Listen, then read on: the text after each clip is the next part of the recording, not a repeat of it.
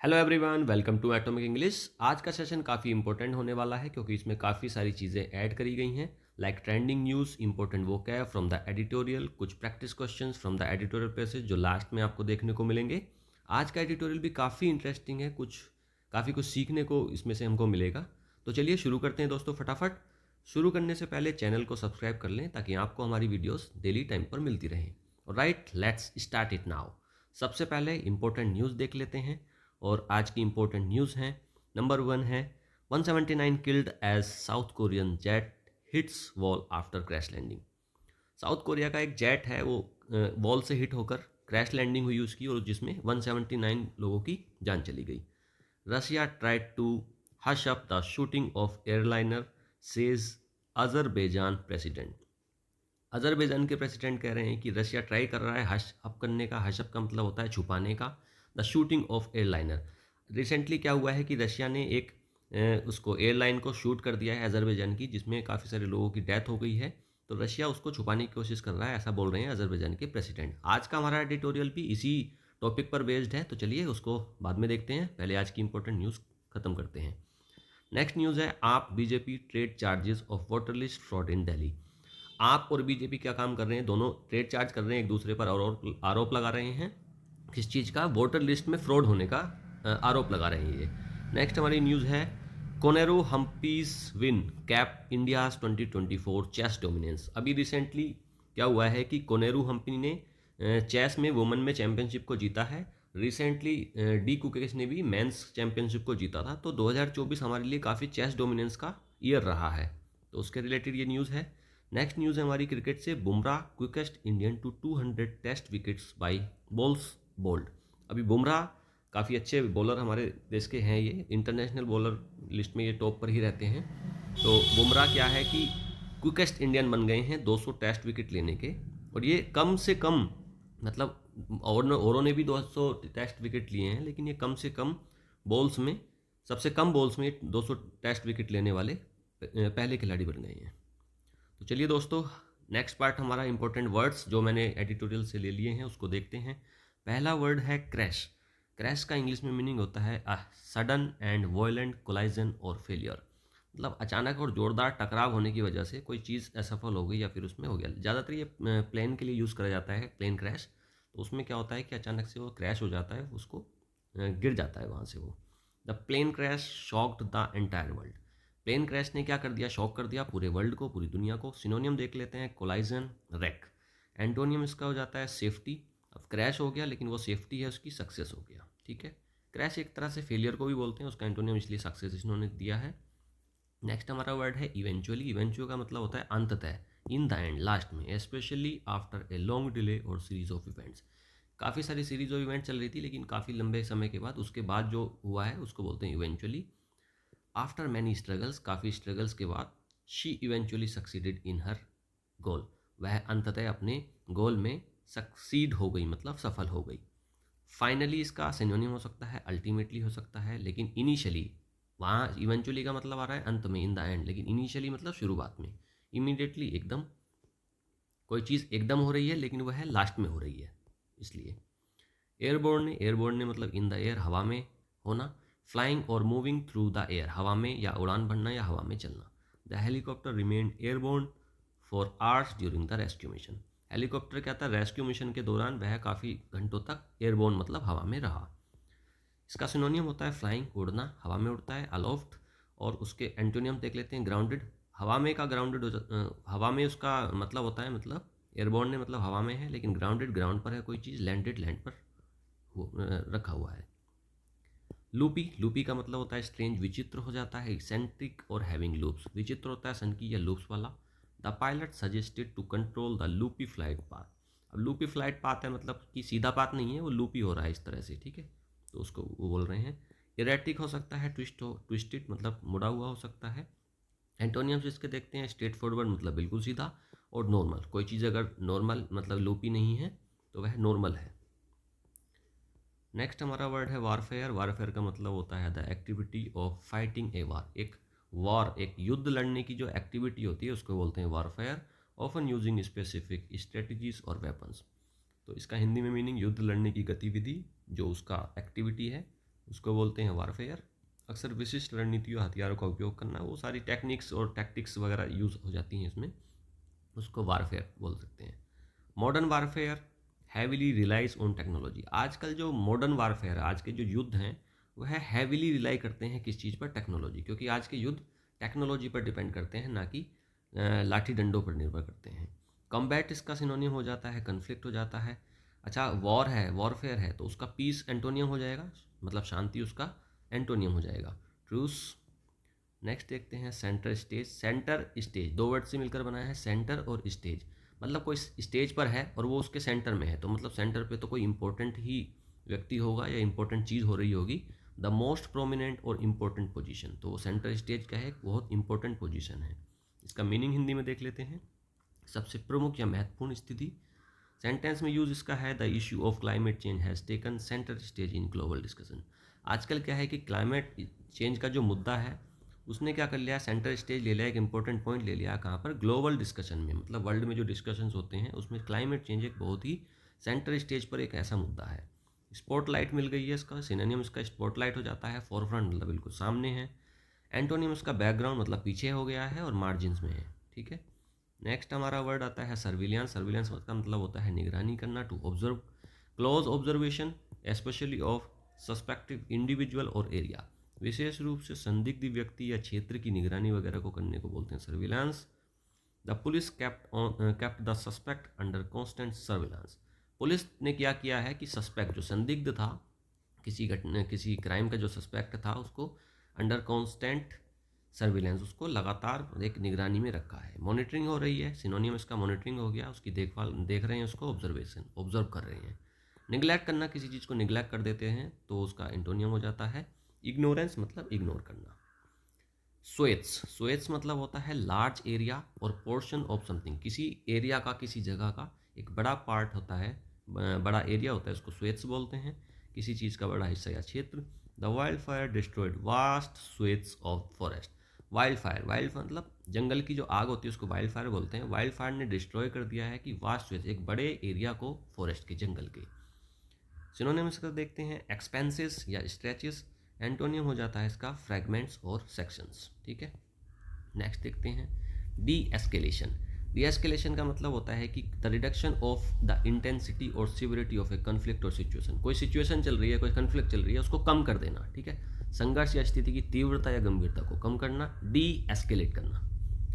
Diplomatic efforts focused on the de escalation of tension. जो diplomatic efforts रहते हैं वो किस चीज़ पर फोकस करते हैं? On the de escalation of tension, tension को डी एस्केलेट करने के लिए, कम करने पर फोकस करते हैं। सिनोनिम देखते हैं, रिडक्शन, रिडक्शन मतलब रिड्यूस करना, कम करना। ईजिंग मतलब ईज कर देना, किसी चीज़ को आसान कर देना। एस्केलेशन बढ़ा देना, किसी चीज़ को इंटेंसिफाई कर देना और उसको तीव्र कर देना। और आज का लास्ट वर्ड है प्रीपोंडेंटली। प्रीपोंडेंटली का मतलब होता है मुख्य रूप से, प्रबलता से, प्रीडोमिनेंटली या फिर मेनली।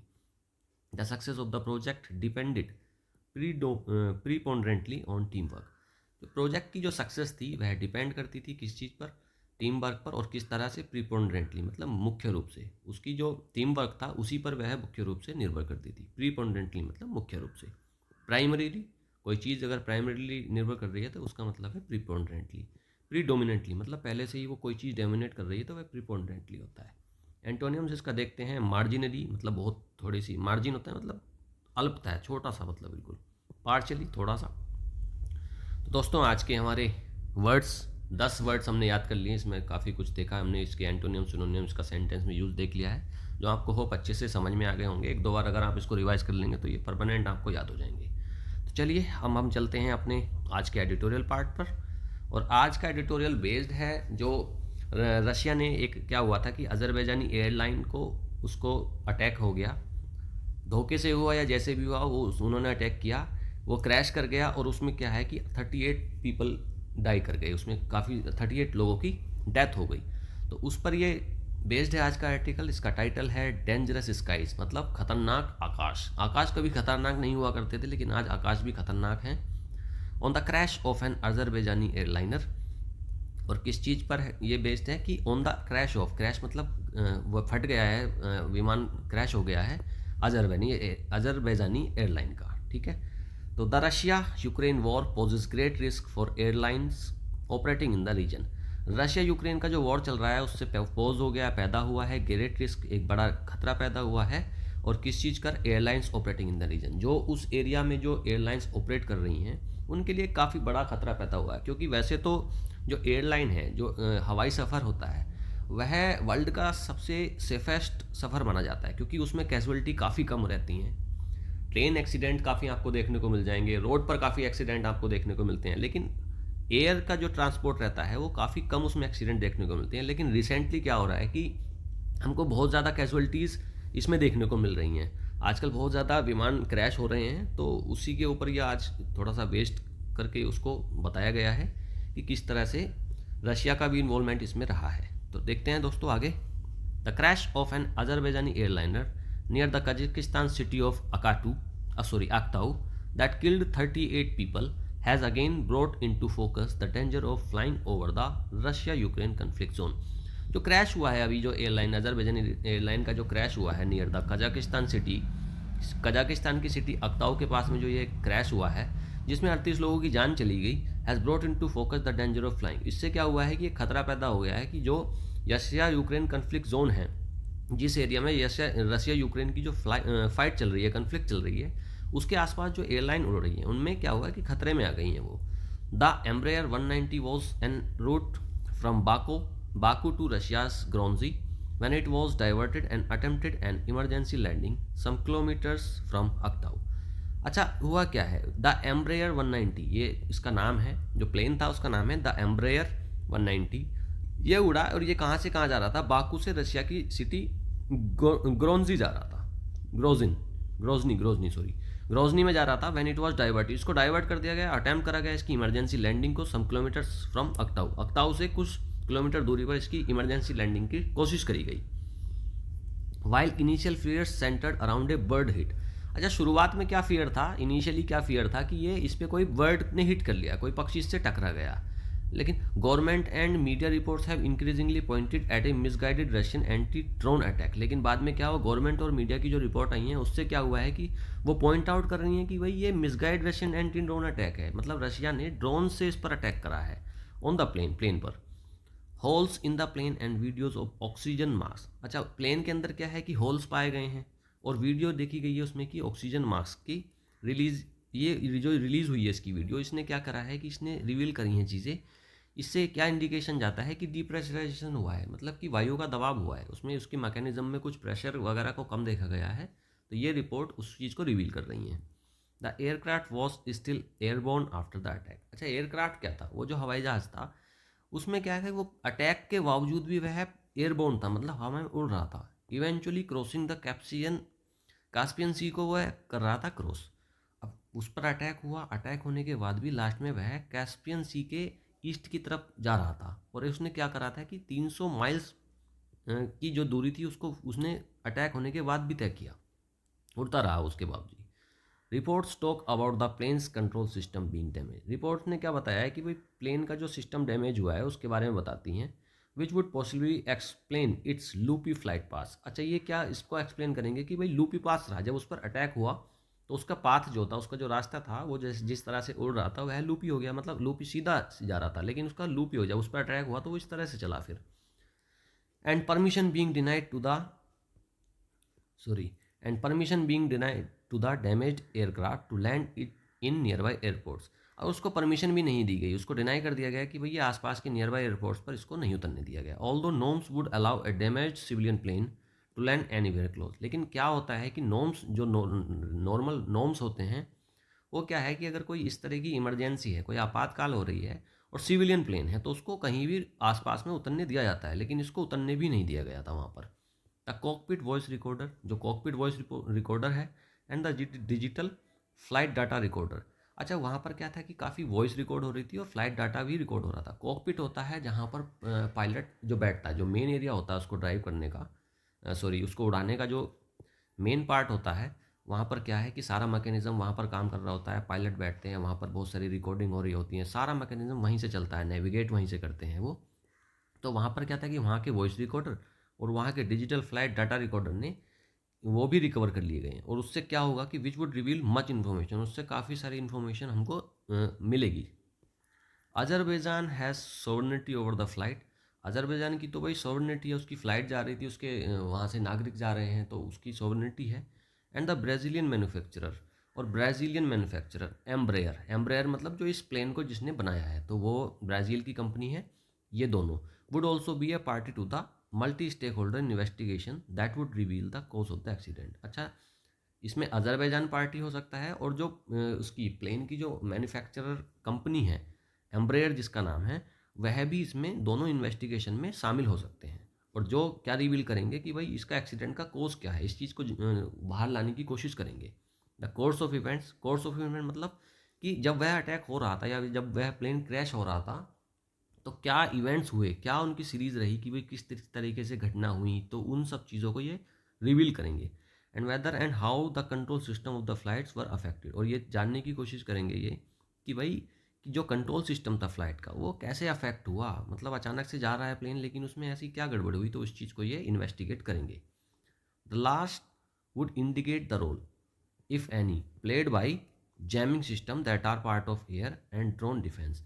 और लास्ट जो कंपनी है वह क्या डिसाइड इसमें चेक करेगी, इन्वेस्टिगेट करेगी कि भाई इसमें कोई जैमिंग सिस्टम वगैरह का तो पार्ट में फॉल्ट नहीं रहा है, कि भाई एयर और ड्रोन डिफेंस वगैरह में कोई जैमिंग सिस्टम का तो फॉल्ट नहीं रहा है। वो उस चीज़ को उसकी कंपनी, मैन्युफैक्चरर कंपनी इसको इन्वेस्टिगेट करेगी।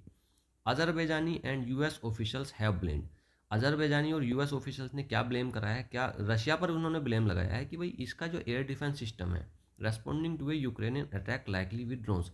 अच्छा, इसमें क्या इन्होंने ब्लेम किया है कि भाई रशिया ने रेस्पॉन्ड किया है कि भाई उनको लगा होगा कि ये जो यूक्रेन की तरफ से कोई अटैक आ रहा है, ठीक है, या फिर ड्रोन आ रहा है, तो उन्होंने क्या किया होगा कि इसको मतलब अपनी टेरिटरी में मार गिराने की कोशिश करी है, और उन्होंने अटैक कर दिया है ये सोचकर कि भाई ये यूक्रेन की तरफ से कुछ आ रहा है। और था तो ये सिविलियन प्लेन, लेकिन रशिया उसमें धोखे में रह गया। Russian Vladimir Putin, Russian president Vladimir Putin apologises to Azerbaijani president Ilham Aliyev. अच्छा, रशिया के जो प्रेसिडेंट है व्लादिमीर पुतिन, उन्होंने क्या करा, अपोलोजाइज करा है, माफ़ी मांगी है अजरबैजान के प्रेसिडेंट से, इल्हम अलीयेव जिनका नाम है। उन्होंने माफ़ी तो मांगी है for the fact that the tragic incident occurred in Russian air space. और किस चीज़ के लिए माफ़ी मांगी है कि ये जो ट्रेजिक इंसिडेंट, ये जो दुखद घटना हुई है, ये हुई है रशियन एयर स्पेस में, तो उस चीज़ के लिए उन्होंने माफ़ी मांगी है। लेकिन in this half hearted apology, लेकिन ये अपोलॉजी क्या थी, ये मतलब बहुत थोड़े से दिल से वो मांग रहे थे, पूरी तरीके से इसको अपोलोजाइज कर नहीं रहे थे ये पुतिन। तो in this half hearted apology he stopped short, वह मतलब थोड़ी देर में ही रुक गए एक्नॉलेज करते करते कि भाई एक्टिव रशियन इन्वॉल्वमेंट इसमें नहीं है। उन्होंने माफ़ी मांगी कि भाई हमारे क्षेत्र में ये घटना होगी, क्रैश हो गया, लेकिन उन्होंने डायरेक्ट जो एक्टिव रशियन इन्वॉल्वमेंट था उस चीज़ को उन्होंने नहीं किया। ये ब्लेम कर रहे हैं जो अजरबैजान वगैरह और यूएस की जो ऑफिशियल्स हैं, that it was collateral damage to Azerbaijan और रशियन एलाई। रशियन एलाई है अजरबैजान, लेकिन वो कोलेक्टल डैमेज के लिए माफ़ी मांग रहे हैं, लेकिन पूरी तरीके से वो उसको एक्सेप्ट नहीं कर रहे हैं कि ये रशिया का इन्वॉल्वमेंट इसमें रहा है। That the plane was damage nearly 500 miles from the Ukrainian border. अच्छा, ये प्लेन कहाँ पर डैमेज हुआ है, 500 miles from the Ukrainian border, Ukraine के बॉर्डर से 500 मील दूरी पर ये हो गया है crash. Has shown the state of warfare today, और इससे क्या हमें देखने को मिलता है कि आज की जो स्टेट है, आज की जो दशा है हमारे वॉरफेयर की, युद्ध की, वह यहाँ पर देखने को मिलता है। In which drones and micro drones have moved centre stage.